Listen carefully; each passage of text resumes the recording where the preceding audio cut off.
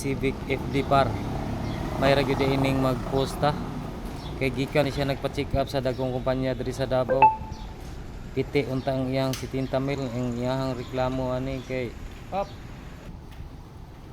kagilkil sa makina.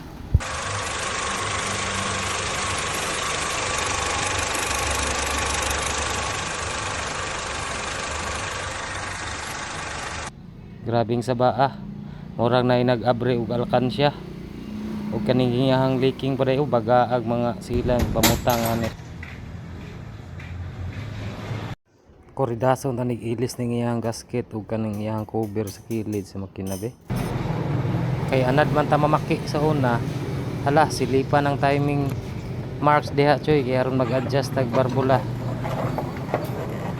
Nga oy.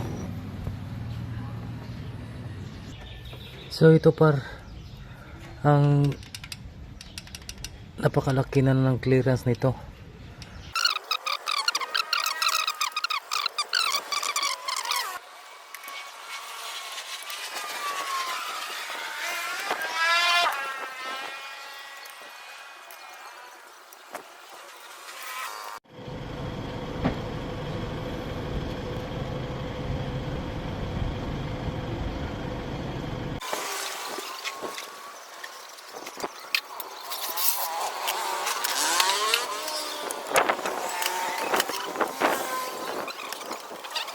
Sige daw.